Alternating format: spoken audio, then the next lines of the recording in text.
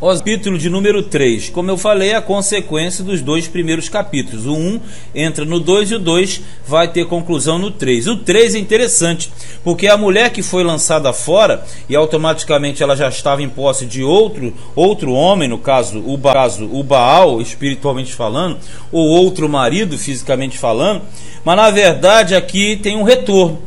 E esse retorno simbolizava o quê? Que Deus traria de volta o povo dele, a mulher dele. Olha só. E o Senhor me disse: vai outra vez, ama uma mulher amada de seu amigo e adúltera, como o Senhor ama os filhos de Israel, embora eles olhem para outros deuses e amem os bolos de uva. Olha só, aqui tem uma conotação interessante.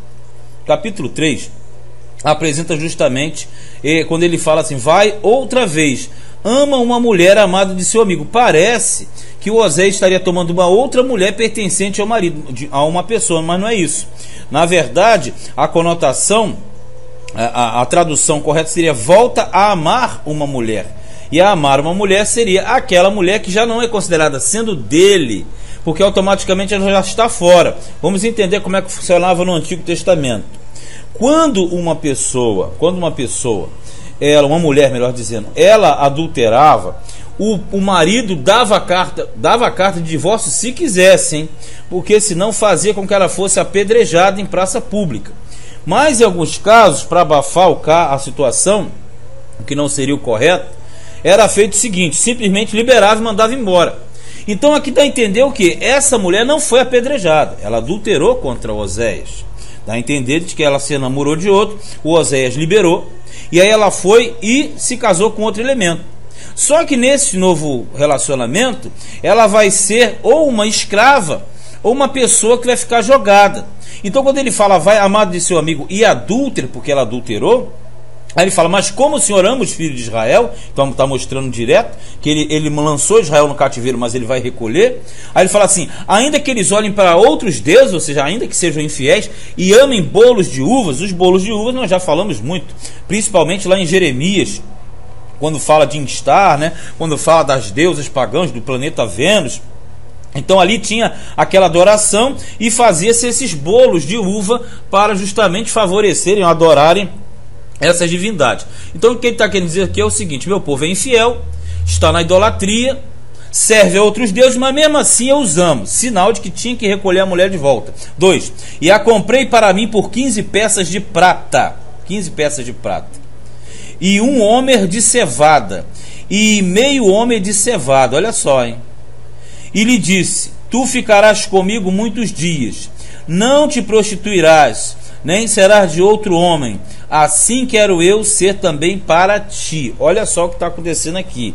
Essa mulher que estava na mão de outro, aqui não fica claro se ela era uma escrava desse cidadão, e aí você teve a necessidade de pagar, ou ela voltou para a casa do pai, que isso acontecia em Israel.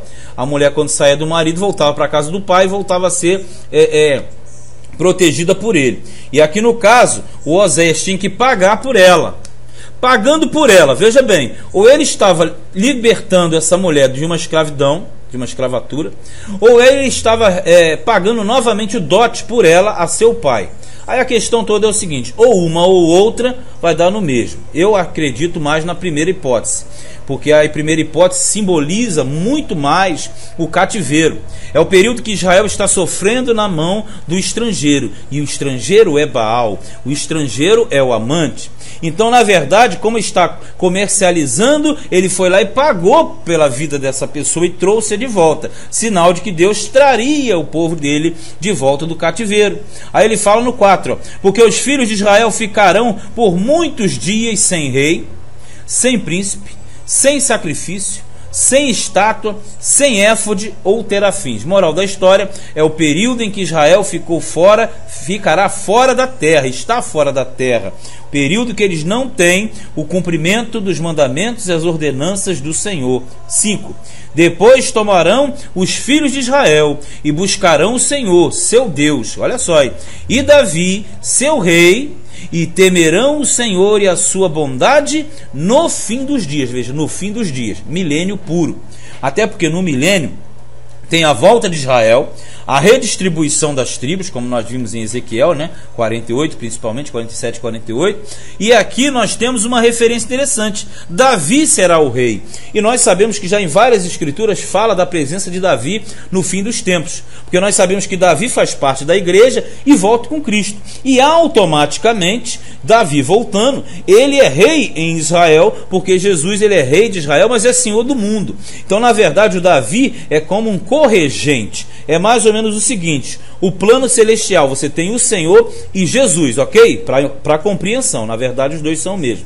Agora, na visão humana, você tem Jesus, que é o Senhor, e Davi, que aí representa Jesus. Então é mais ou menos isso. Na comparação celestial, Deus Pai e Deus Filho. Na colocação terrestre, você tem Jesus e Davi. Por isso que o Salmo diz: disse o Senhor ao meu Senhor. Ou seja, era uma prefiguração do que aconteceria no milênio. Mas o capítulo 3, vejamos, ele não está tomando uma outra mulher, ele está recuperando aquela mulher que foi simplesmente entregue ao cativeiro. E você viu que nesses 3 capítulos aqui foi totalmente desmistificado uma série de coisas que é falado por aí, mas na verdade quando se fala é porque não se compreende. Abordando dessa forma, lendo dessa forma, interpretando da forma correta, com uma boa hermenêutica, você terá uma plena compreensão do fato narrado aqui biblicamente falando. Este foi Oséias, capítulo de número 3.